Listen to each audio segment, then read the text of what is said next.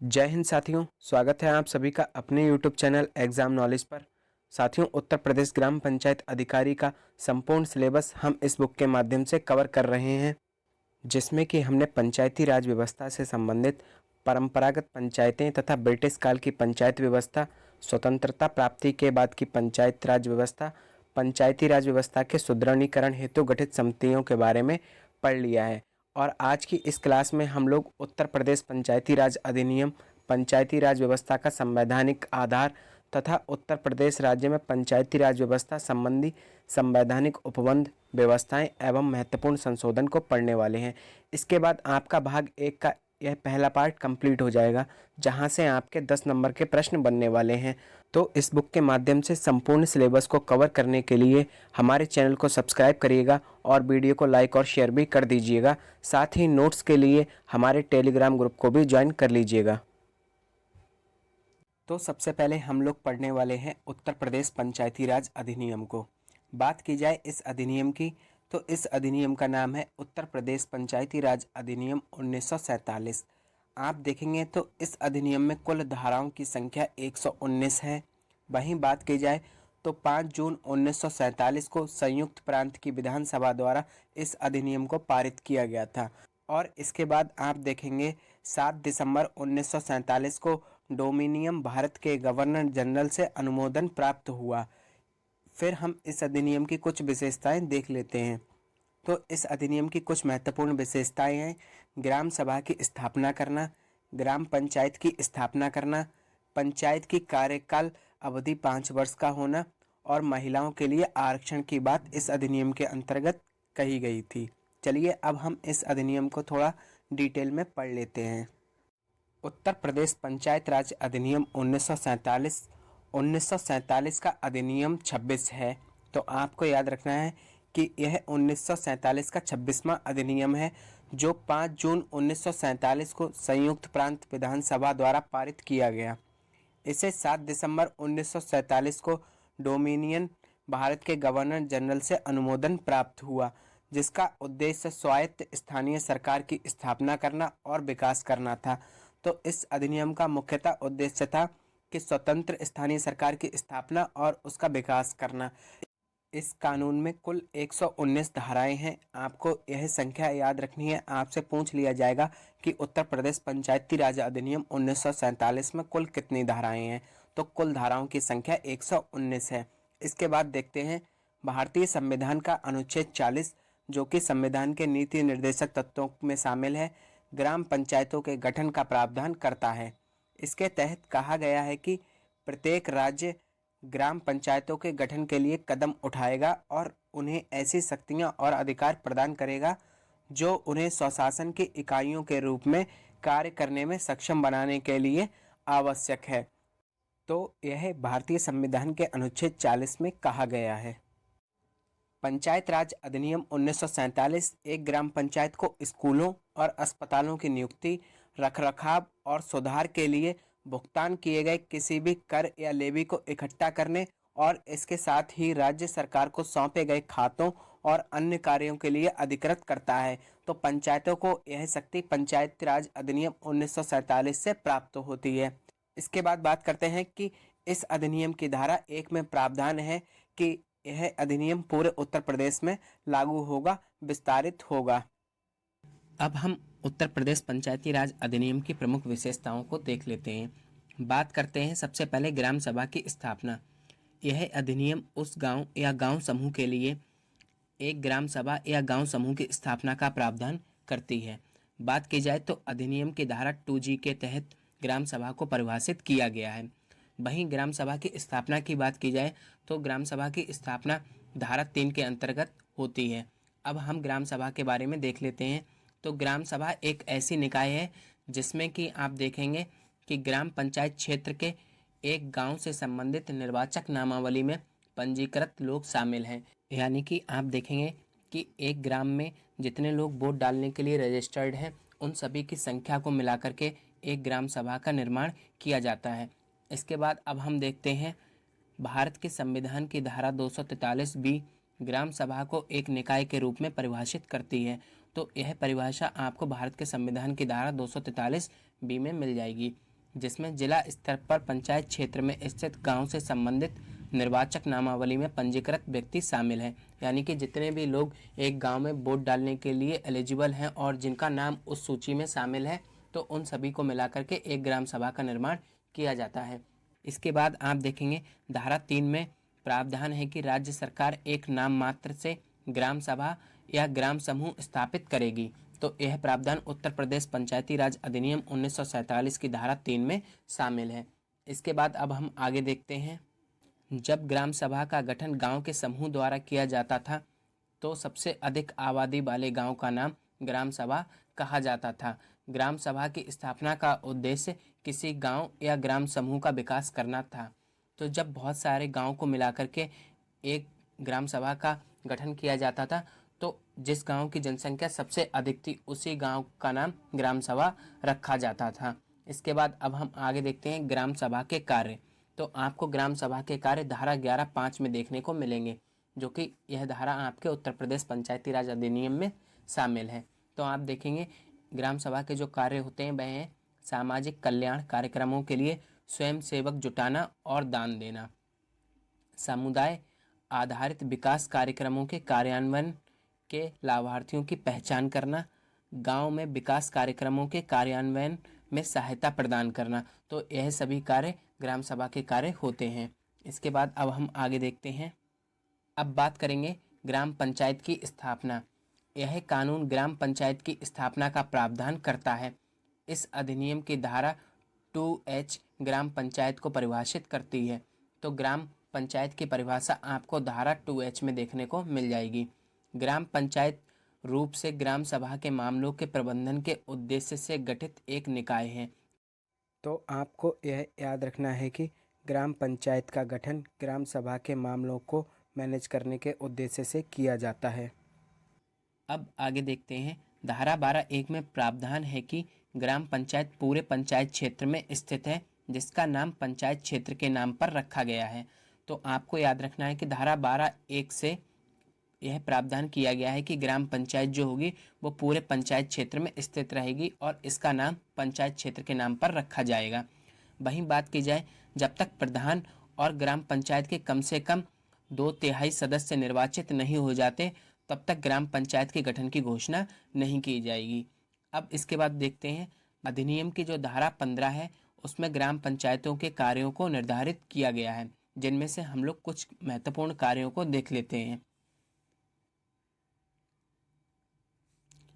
तो ग्राम पंचायत के यह कुछ महत्वपूर्ण कार्य हैं। कृषि को बढ़ावा देना एवं विकास करना, मैदानों एवं चारागाहों का विकास करना, भूमि विकास में सरकार की सहायता करना, लघु सिंचाई परियोजनाओं से जल वितरण का प्रबंधन एवं सहायता करना, डेयरी मुर्गी पालन आदि को बढ़ावा देना, घाटियों में मत्स्य पालन करना। तो यह सभी कार्य ग्राम पंचायतों के होते हैं। चलिए अब अगला टॉपिक देख लेते हैं। अब हम लोग देखने वाले हैं पंचायत अवधि। बात की जाए अधिनियम की धारा 12(3) में प्रावधान है कि ग्राम पंचायत का कार्यकाल उसकी पहली बैठक की तारीख से 5 वर्ष होगा। तो यह आपको याद रखना है कि ग्राम पंचायत का कार्यकाल 5 वर्ष का होता है और धारा 95(1)(f) के तहत निरस्त नहीं किया जाएगा। तो इसके कार्यकाल को निरस्त नहीं कर सकते। ग्राम पंचायत निर्माण के लिए चुनाव को अंतरिम रूप दिया जाएगा। तो ग्राम पंचायत का निर्माण कैसे होगा? तो यह चुनाव के माध्यम से इसका निर्माण किया जाएगा। पंचायत का चुनाव 5 वर्ष की अवधि समाप्त होने से पहले करा लेना चाहिए, या फिर यदि किसी पंचायत का विघटन होता है तो उसके विघटन की तारीख से 6 महीने की अवधि समाप्त होने से पहले ही पंचायत का चुनाव करा लेना चाहिए। और जहां ग्राम पंचायत द्वारा अपने कार्यकाल की समाप्ति से पहले ही यदि विघटन हो जाता है तो दूसरी पंचायत का गठन शेष समय के लिए ही किया जाएगा। इसके बाद अब हम प्रधान कार्यालय के बारे में पढ़ने वाले हैं। यह अधिनियम ग्राम पंचायत के प्रधान को इसका अध्यक्ष बनाने का प्रावधान करता है। तो प्रधान कार्यालय का जो अध्यक्ष होगा वह ग्राम का प्रधान होगा। अधिनियम की धारा 11(b) ग्राम पंचायत के प्रधान का चयन पंचायत क्षेत्र के निर्वाचन क्षेत्रों की निर्वाचक नामावली में पंजीकृत व्यक्तियों द्वारा किया जाएगा। तो ग्राम पंचायत का जो प्रधान होगा उसका चयन उसी पंचायत क्षेत्र की निर्वाचक नामावली में पंजीकृत व्यक्तियों द्वारा किया जाएगा। ग्राम पंचायत के किसी भी आम चुनाव में प्रधान का चुनाव नहीं किया जाता है और इसी के साथ आपको याद रखना है कि ग्राम पंचायत के पूर्ण सदस्य के 2/3 से कम को राज्य सरकार या उसके द्वारा अधिकृत अधिकारी आदेश द्वारा नामांकित किया जा सकता है। तो यानी कि ग्राम पंचायत के पूर्ण सदस्यों के 2/3 से कम को राज्य सरकार या उसके द्वारा कोई अधिकृत अधिकारी है वह नामांकित कर सकता है। इसके बाद बात करते हैं प्रबंधन समिति, जिसमें ग्राम पंचायत के सदस्यों के रूप में चुनाव के लिए पात्र व्यक्तियों की उतनी ही संख्या शामिल होती है जितनी वह उचित समझे। तो प्रबंधन समिति में ग्राम पंचायतों की संख्या उतनी ही शामिल की जाएगी जितनी की उचित समझी जाएगी। इसके बाद बात करते हैं एक प्रशासक। तो एक प्रशासक क्या होगा? सफ़ी उद्दीन बनाम एडीजी 1998 RD 109 में यह तर्क दिया गया था। तो आपको यह केस याद रखना है, सफ़ी उद्दीन बनाम एडीजे 1998। तो इसमें तर्क दिया गया था कि प्रधान के चुनाव पर इस आधार पर सवाल उठाया जा सकता है कि उम्मीदवार ने सीट के लिए एक फर्जी दस्तावेज पेश किया था। इसके बाद बात करते हैं धारा 11B में प्रावधान है कि प्रधान के पद का कार्यकाल ग्राम पंचायत के कार्यकाल के साथ मेल खाएगा, अर्थात प्रधान का कार्यकाल भी 5 वर्ष का होगा। प्रधान और ग्राम पंचायत के अन्य सदस्यों को निर्धारित समान लाभ प्राप्त होंगे। तो जो प्रधान होगा और ग्राम पंचायत के अन्य सदस्य होंगे उन सभी को समान लाभ प्राप्त होंगे। यह अधिनियम अनुसूचित जाति, अनुसूचित जनजाति और पिछड़े वर्गों के लिए प्रधान के पदों के आरक्षण का प्रावधान करता है। तो प्रधान के पदों पर इन जातियों का आरक्षण का प्रावधान इस अधिनियम के द्वारा किया जाता है। इसके बाद बात करते हैं महिलाओं के लिए आरक्षण। धारा 11A(4) में प्रावधान है कि उपधारा 3 के तहत प्रधान के आरक्षित पदों की संख्या सहित प्रधानों के कार्यालयों की संख्या का 1/3 से कम नहीं, जैसा भी मामला हो महिलाओं के लिए आरक्षित होगा। तो कुल मिलाकर के कहने का मतलब है कि प्रधान के पदों पर और प्रधानों के जो कार्यालयों की संख्या है उसमें कम से कम 1/3 यानी कि 33% पद महिलाओं के लिए आरक्षित होंगे। इसका प्रावधान उत्तर प्रदेश पंचायती राज अधिनियम 1947 में किया गया है धारा 11A से। तो आपको यह याद रखना है। अब हम लोग पढ़ने वाले हैं पंचायती राज व्यवस्था का संवैधानिक आधार। इसमें हमें सबसे पहले पढ़ना होगा 73वां संविधान संशोधन अधिनियम 1992। तो चलिए शुरू करते हैं। पंचायती राज संस्थान का गठन 73वें संविधान संशोधन अधिनियम 1992 के द्वारा किया गया। इस अधिनियम के द्वारा पंचायतों के गठन को संवैधानिक मान्यता प्रदान की गई। तो पंचायतों को संविधान में जगह इस अधिनियम के बाद ही प्राप्त हुई थी। यह अधिनियम 24 अप्रैल 1993 को प्रभाव में आया और इसी दिन से यह अधिनियम पूरे भारत में लागू हुआ। तो आपको याद रखना है कि 73वां संविधान संशोधन अधिनियम 24 अप्रैल 1993 को प्रभाव में आया था। 73वें संविधान संशोधन अधिनियम 1992 द्वारा संविधान में भाग 9 जोड़ा गया, जो कि ग्राम पंचायतों का उल्लेख करता है। भारत की वर्तमान पंचायती राज व्यवस्था आप देखेंगे तो यह 73वें संविधान संशोधन 1992 के स्वरूप पर आधारित है। बात की जाए तो 73वें संविधान संशोधन के द्वारा संविधान में 11वीं अनुसूची जोड़ी गई, जिसके अंतर्गत पंचायतों के लिए 29 विषयों को शामिल किया गया।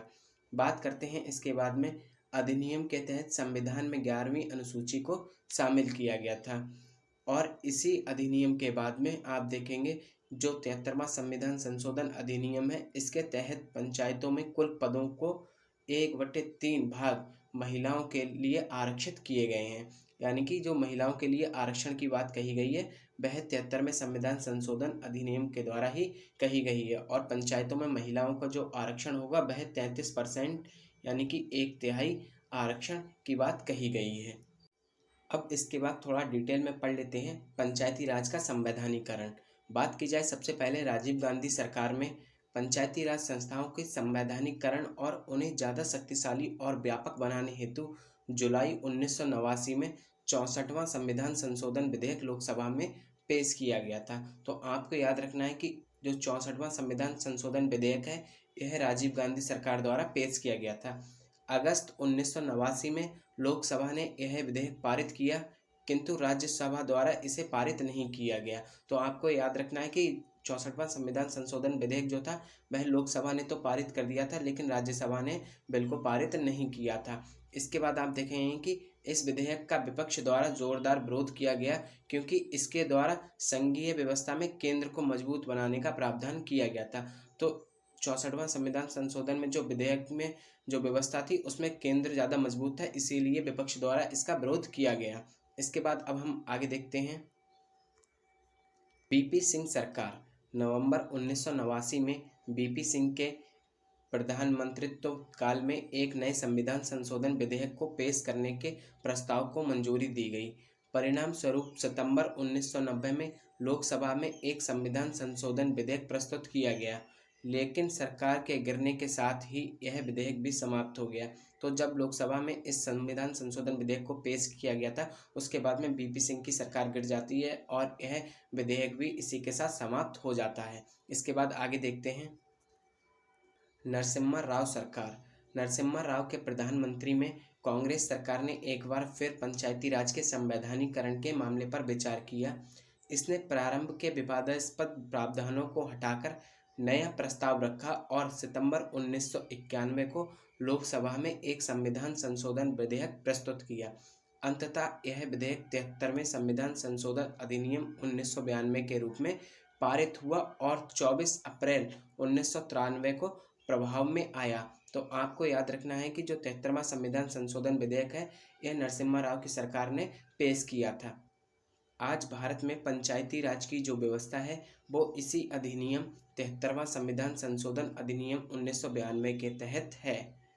इसके बाद अब संविधान का 73वां संशोधन अधिनियम 1992 के बारे में पढ़ लेते हैं।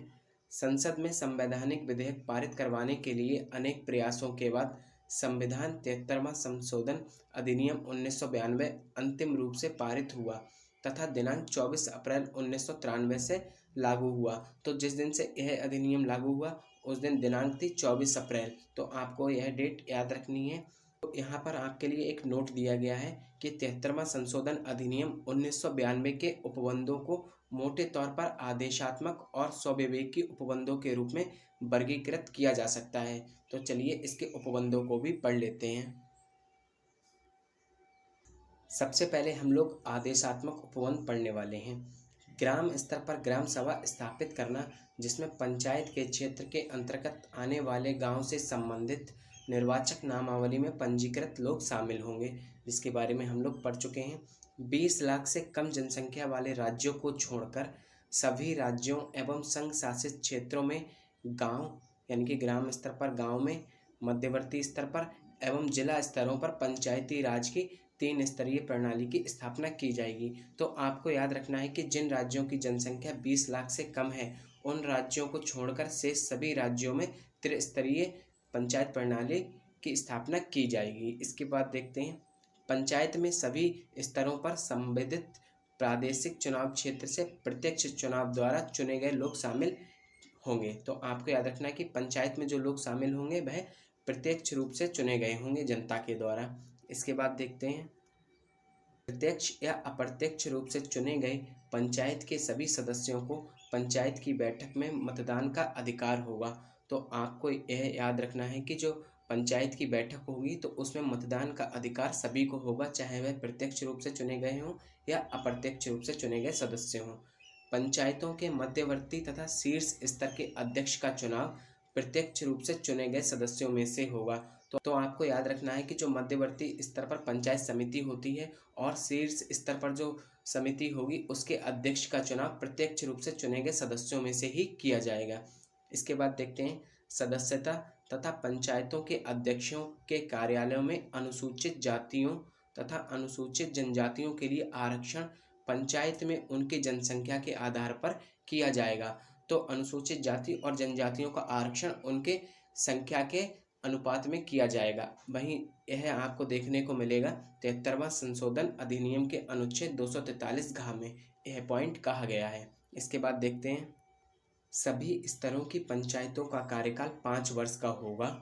यदि कोई पंचायत इस समयावधि से पहले किसी भी कारण से विघटित हो जाती है तो 6 माह की अवधि के भीतर पुनः चुनाव करवाए जाएंगे। तो सभी पंचायतों का कार्यकाल जो होगा वह 5 वर्ष का होगा और इससे पहले यदि कोई पंचायत विघटित होती है तो 6 महीने के अंदर चुनाव कराना होगा। लेकिन पंचायत की अवधि 6 माह से कम रह गई हो तो इस अवधि के लिए चुनाव करवाना अनिवार्य नहीं होगा। जैसा कि मान लीजिए कि कोई पंचायत अपना कार्यकाल 5 वर्ष का पूरा करने से 6 महीने से पहले ही विघटित हो जाती है, मतलब 6 महीने से कम समय रह गया हो उसके कार्यकाल को पूरा होने में, तो ऐसे में पुनः चुनाव करवाना अनिवार्य नहीं होगा। इसके बाद बात करते हैं अधिनियम के प्रारंभ होने से 1 वर्ष की अवधि के अंदर राज्य वित्त आयोग का गठन तथा उसके पश्चात, तो अधिनियम का जब प्रारंभ किया जाएगा उसके बाद में 1 वर्ष की अवधि के अंदर ही राज्य वित्त आयोग का गठन किया जाएगा, जो कि संविधान के अनुच्छेद 280 की उपधारा ख में जोड़ी गई थी। तो ये आपको याद रखना है कि जो राज्य वित्त आयोग की बात की गई है यह संविधान के अनुच्छेद 280 की उपधारा ख में जोड़ा गया था।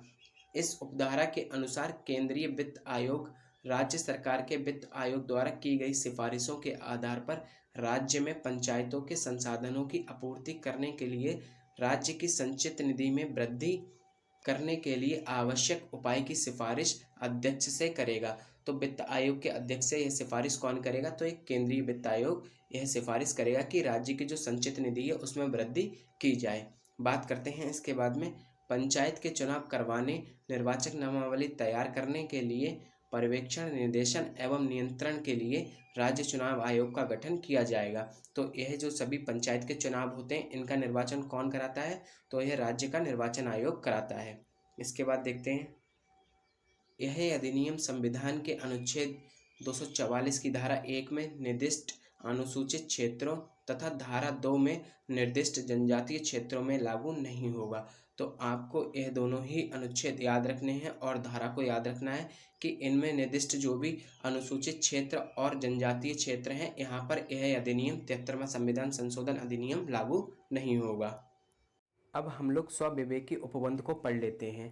चूंकि पंचायती राज संस्थाओं का विषय राज्य सूची के अधिकार क्षेत्र में आता है, तो जो पंचायत सूची का जो विषय है वह राज्य सूची का विषय है, इसलिए 73वां संशोधन अधिनियम द्वारा राज्यों को पंचायतों के लिए शक्तियाँ, कार्य, अधिकार, वित्त आदि के हस्तांतरण की स्वविवेकी शक्तियाँ प्रदान की गई हैं। यानी कि जो पंचायतों को यह शक्तियाँ देगा तो यह शक्तियाँ कौन निर्धारित करेगा?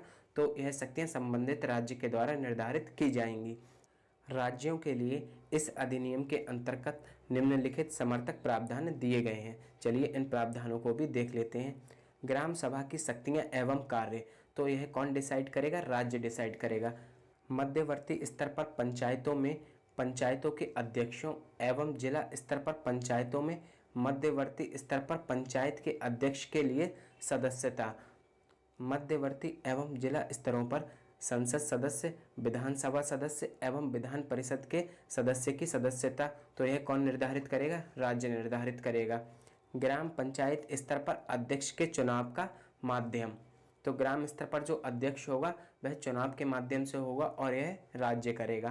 पंचायती राज प्रणाली, जिसको PRS बोला जाता है, यानी कि पंचायती राज सिस्टम की विभिन्न श्रेणियों पर सदस्यता के साथ साथ अध्यक्षता के लिए नागरिकों के पिछड़े वर्गों के पक्ष में सीटों का आरक्षण, तो यह राज्य सरकार तय करेगी कि पिछड़े वर्गों को कितना आरक्षण देना है। पंचायतों को निहित शक्तियां, प्राधिकार एवं उत्तरदायित्व देना जो उनके लिए स्वशासन के प्रभावी संस्थाओं के रूप में कार्य करने के लिए अनिवार्य हैं, और निम्नलिखित के संदर्भ में उपयुक्त स्तरों पर पंचायतों को शक्तियां एवं उत्तरदायित्व के हस्तांतरण का प्रावधान करना। आर्थिक विकास एवं सामाजिक न्याय के लिए योजनाएं तैयार करना।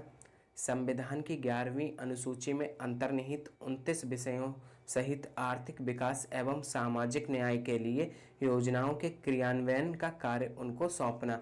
तो यह सारे कार्य पंचायतों को राज्य के द्वारा सौंपे जाएंगे। पंचायती राज प्रणाली के 3 स्तरों के प्रत्येक द्वारा वसूल किए गए ऐसे राजस्व कर आवंटन को उगाहने, यानी उगाहने का मतलब एकत्रित करने की सुपरिभाषित पद्धति के अनुसार समुचित कर, शुल्क और फीस को उगाहने के लिए पंचायती राज प्रणाली के प्रत्येक स्तर को प्राधिकृत करना, यानी कि प्रत्येक स्तर को यह अधिकार देना। प्रत्येक स्तर में निहित जिम्मेदारी के स्वरूप और महत्व के आधार पर पंचायती राज प्रणाली के प्रत्येक स्तर को राज्य सरकार द्वारा उगाए गए कर, शुल्क कर, पथकर का आवंटन करना। राज्य के संचित निधि कोष से पंचायतों को अनुदान की सहायता राशि का निर्धारण करना। तो ये राज्य के संचित निधि से निर्धारण किया जाएगा। अब हम लोग 73वें संविधान संशोधन अधिनियम की महत्वपूर्ण विशेषताएं देख लेते हैं। बात करते हैं सबसे पहले ग्राम सभा का गठन। तो 1963 में पंचायत राज आंदोलन में ग्राम सभा की स्थिति पर अध्ययन दल की रिपोर्ट में सुझाव दिया गया था कि ग्राम सभा को हर राज्य में सांविधिक रूप से मान्यता दी जानी चाहिए, यानी कि ग्राम सभा जो होगी इसको हर राज्य में संवैधानिक मान्यता दी जानी चाहिए। इसके बाद आप देखेंगे 73वें संविधान संशोधन अधिनियम बन जाने से राज्यों के लिए यह अनिवार्य हो गया कि वे ग्राम सभा को अपने पंचायती राज कानून का अभिन्न अंग बनाएं। तो 73वें संशोधन के बाद में यह सभी राज्यों के लिए अनिवार्य हो गया था कि वह अपने पंचायती राज कानून में ग्राम सभा को अभिन्न अंग बनाएंगे। केंद्रीय अधिनियम ने ग्राम स्तर पर प्रत्यक्ष लोकतंत्र की स्थापना की ताकि सभी मतदाताओं को ग्रामीण समुदाय के विकास में भाग लेने के योग्य बनाया जा सके।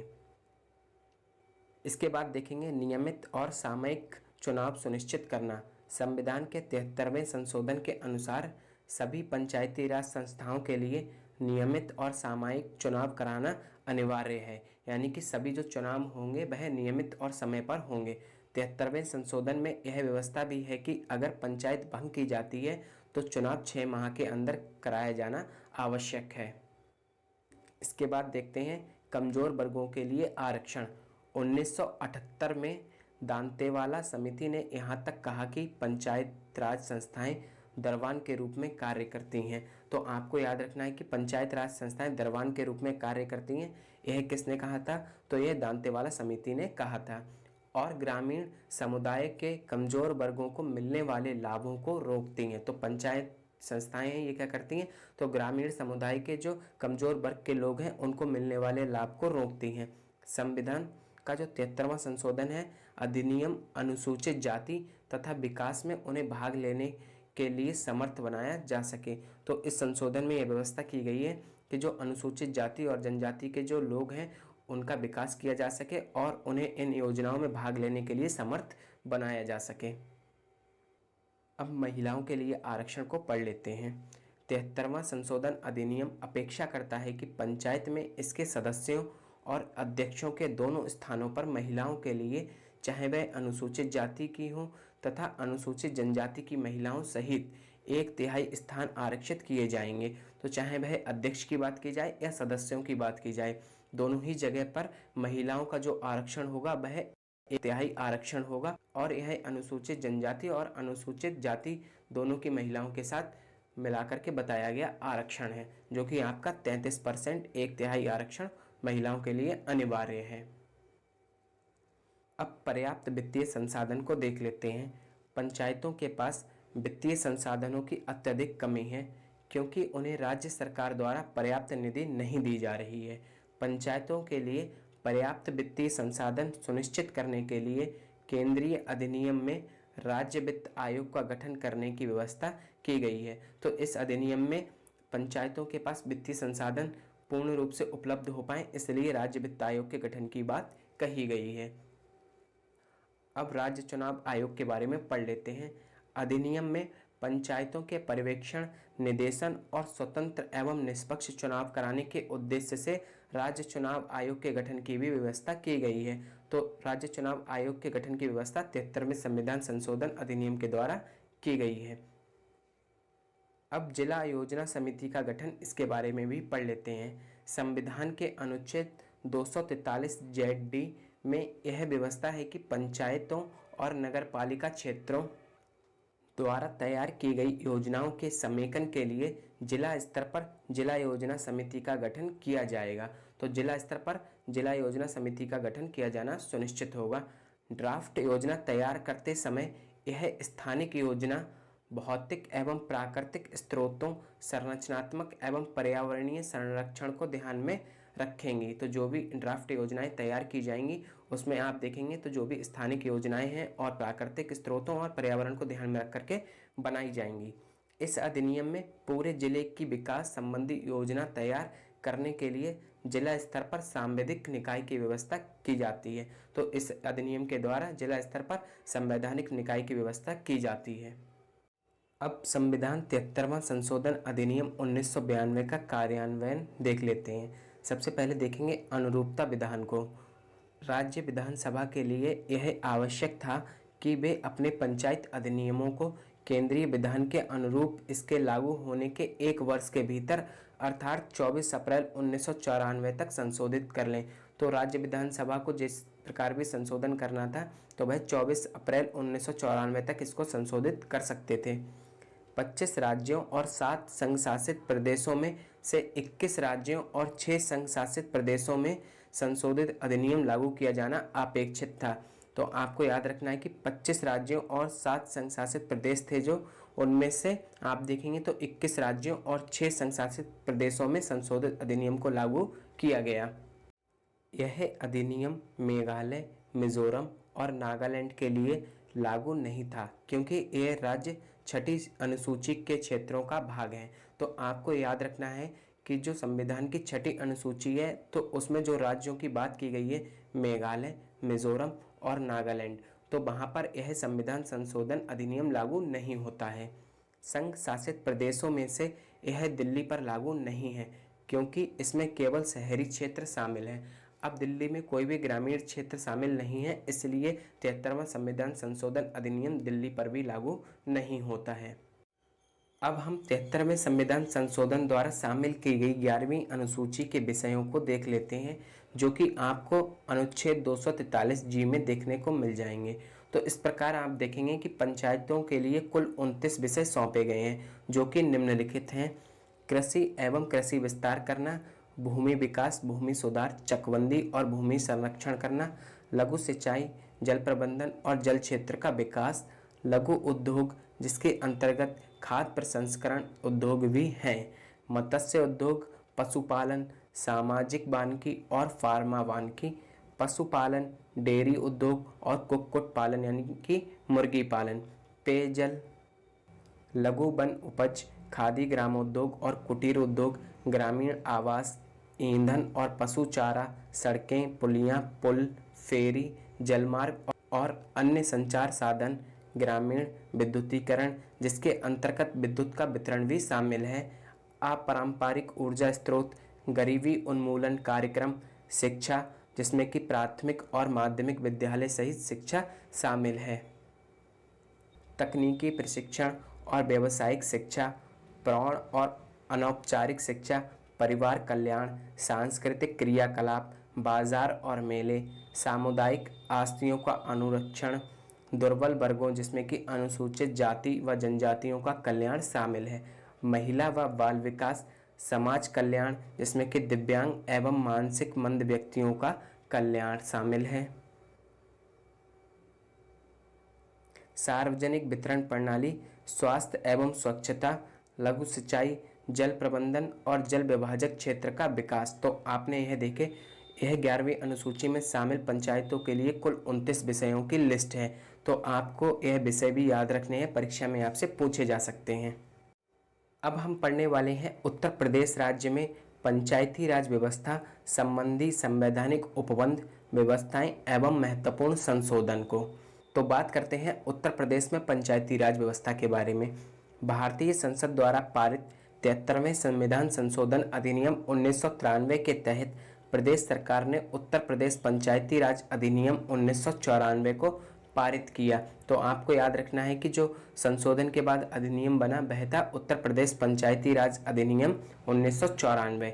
यहाँ पर 1000 की जनसंख्या पर पंचायत क्षेत्र एवं इसमें कम होने पर कई गांवों को सम्मिलित करके पंचायती क्षेत्र का गठन किया जाता है। तो यह आपको याद रखना है कि 1000 की जनसंख्या होने पर पंचायत क्षेत्र का गठन किया जाएगा, और यदि 1000 से जनसंख्या किसी गांव की कम है तो उसमें अन्य गांवों को भी मिलाया जाता है। इसके बाद अब हम पंचायत से संबंधित प्रमुख अनुच्छेदों को एक नज़र में देख लेते हैं। बात करते हैं अनुच्छेद 243 की। तो इसमें ग्राम पंचायत की व्यवस्था की बात की गई है। अनुच्छेद 243 ए की बात की जाए तो इसमें ग्राम सभा की परिभाषा दी गई है। वहीं अनुच्छेद 243 में पंचायतों के गठन की बात कही गई है। आप देखेंगे तो अनुच्छेद 243 में पंचायतों की संरचना की बात कही गई है, किस तरह से पंचायतों की संरचना होगी। अनुच्छेद 243 इसमें स्थानों पदों का आरक्षण की बात कही गई है, तो इसमें महिलाओं का आरक्षण, अनुसूचित जाति जनजाति का आरक्षण शामिल है। अनुच्छेद 243 इसमें पंचायतों की अवधि की बात की गई है, जो कि उनका कार्यकाल 5 वर्ष का तय है। अनुच्छेद 243 इसमें सदस्यता के लिए निर्भरताएं तय की गई हैं कि सदस्य बनने के लिए क्या क्या योग्यताएं होनी चाहिए। अनुच्छेद 243 की बात की जाए तो इसमें पंचायतों की शक्तियां, प्राधिकार और उत्तरदायित्व शामिल हैं। इसके बाद अनुच्छेद 243 की बात की जाए तो इसमें पंचायतों द्वारा कर अध्यारोपित करने की शक्तियां और उनकी निधियां हैं कि पंचायत किस प्रकार का कर ले सकती है। अनुच्छेद 243 की बात की जाए तो इसमें वित्तीय स्थिति के पुनर्विलोकन के लिए वित्त आयोग के गठन की बात कही गई है। अनुच्छेद 243 की बात की जाए तो इसमें पंचायतों के लेखाओं की संपरीक्षा विधानमंडल द्वारा की जाएगी। अनुच्छेद 243 की बात कही जाए तो इसमें पंचायतों के लिए निर्वाचन आयोग की बात कही गई है। अनुच्छेद 243 को देखें तो इसमें संघ राज्य क्षेत्रों में लागू होना इसमें कहा गया है कि पंचायत जो हैं वह संघ राज्य क्षेत्रों में भी लागू होंगी। अनुच्छेद 243 को देखें तो इस भाग का कतिपय क्षेत्रों पर लागू न होना, जो कि हमने देखा कि मिजोरम, नागालैंड आदि क्षेत्रों पर यह पंचायत भाग लागू नहीं होगा। अनुच्छेद 243 की बात की जाए तो विद्यमान विधियों और पंचायतों का बना रहना। अनुच्छेद 243 की बात की जाए तो इसमें कहा गया है कि निर्वाचन संबंधी मामलों में न्यायालय के हस्तक्षेप का वर्जन, यानी कि जो भी निर्वाचन संबंधी मामले होंगे उसमें न्यायालय हस्तक्षेप नहीं कर पाएगा। तो साथियों, इस प्रकार हमारी सारी क्लासेस कंप्लीट होती हैं और आपका जो भाग 1 का पहला टॉपिक है जहां से आपके 10 नंबर के प्रश्न पूछे जाएंगे, हमने उस भाग को बहुत ही अच्छे तरीके से इस बुक के माध्यम से कवर कर लिया है। तो आपको यह क्लास कैसी लगी कमेंट बॉक्स में ज़रूर बताएं और चैनल को सब्सक्राइब भी कर दीजिएगा।